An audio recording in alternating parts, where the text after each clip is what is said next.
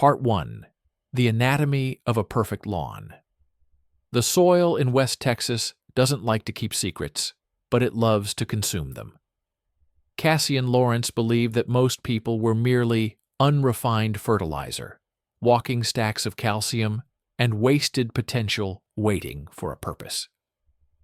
He stood on the porch of his ranch in 1958, a man whose tailored suits hid the steady hands of a surgeon and the cold heart of a watchmaker.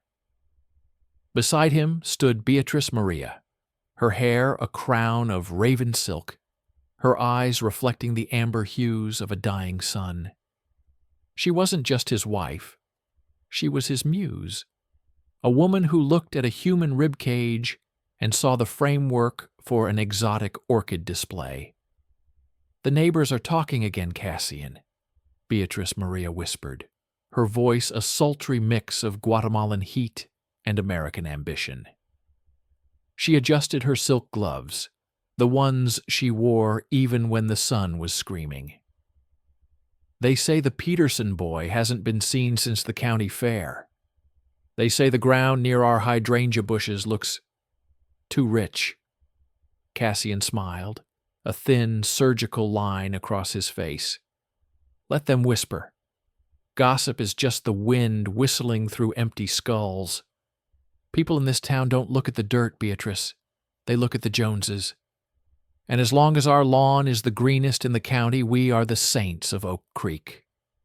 Their house was a masterpiece of mid-century modernism, a fortress of glass and mahogany that stood as a middle finger to the dusty, decaying town around them.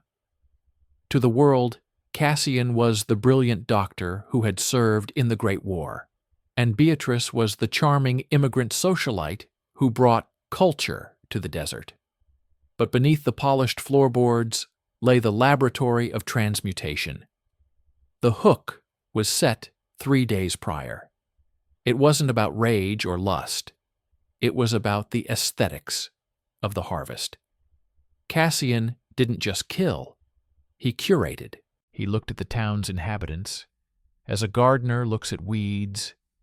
Some were meant to be pulled, and some were meant to be grafted into something more beautiful. "The delivery is ready for tonight, isn't it?" Beatrice asked, her fingers tracing the edge of a silver tray. "Tonight," Cassian replied, "we introduce Mr. Sterling Frost and his bureau boys to a new kind of silence. But first, we have to finish the statue of limitations. Our guest in the cellar is beginning to lose his bloom." Cassian's psychological makeup was a labyrinth. He saw the 1950s not as a decade of peace, but as a decade of stifling gray conformity.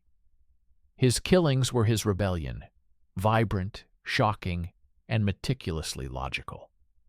He didn't leave DNA, a concept the police wouldn't grasp for decades. He left metaphors. He left bodies that were no longer bodies, but symbols of the rot hidden behind the white picket fences. As the sun dipped below the horizon, casting long skeletal shadows across the Texas plains, Cassian and Beatrice-Maria headed downstairs. The air changed from the scent of dry sage to the sterile, sharp tang of formaldehyde and crushed jasmine. "Music, my love?" Cassian asked, reaching for a phonograph. "Vivaldi," she replied, something with a rhythm for the scalpel. The story of the Oak Creek Garden of Bones was about to move from the shadows of the cellar to the front pages of history. It began with a missing boy, but it would end with a redefined definition of American horror. Part 2. The Angel on Route 66.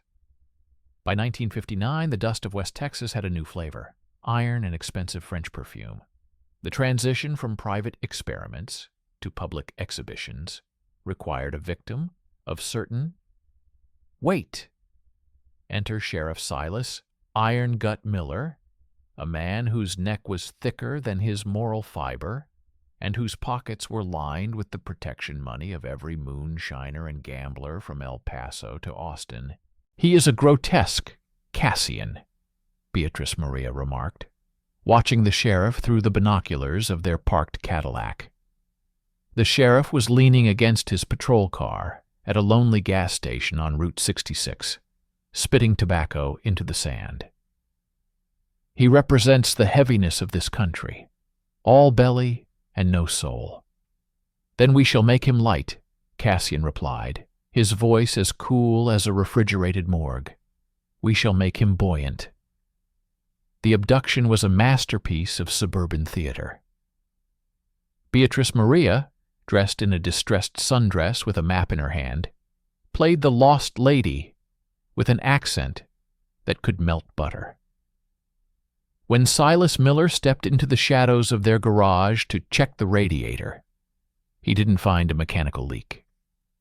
He found a needle filled with a concentrated derivative of curare and scopolamine, a cocktail Cassian had perfected to ensure the victim remained conscious, but entirely incapable of blinking. The first act took place in the basement, but the opening night was for the public. Cassian worked with the precision of a man carving a Thanksgiving turkey, but with the intent of a Renaissance sculptor. He didn't want the sheriff to die quickly. He wanted to deconstruct the law. Using his surgical expertise, Cassian performed a series of intricate procedures that removed the sheriff's internal organs, replacing them with a complex system of internal pulleys and wires, while keeping the skin and skeletal structure pristine. On the morning of July 4, 1959, the town of Oak Creek woke up to a sight that would be whispered about in hushed tones for a generation. At the very top of the town's highest water tower, 30 feet above the ground, Sheriff Silas Miller was hovering. He had been stripped of his uniform and sewn into a garment made entirely of white silk parachutes. His arms were outstretched, and his chest had been hollowed out and replaced with a cage of singing canaries, kept alive by a hidden supply of oxygen and grain. The sheriff was still alive when the first rays of the sun hit him, his eyes wide, watching the town celebrate Independence Day, while he served as their literal angel of justice. He died 20 minutes after the sun rose, the canaries singing their hearts out inside his ribcage. The discovery was a chaotic nightmare. The local police had to use a crane to get him down, and the sight of the canaries flying out of the sheriff's chest when the stitches were cut caused 2 deputies to quit on the spot. It was shocking, it was public, and it was impossibly clean.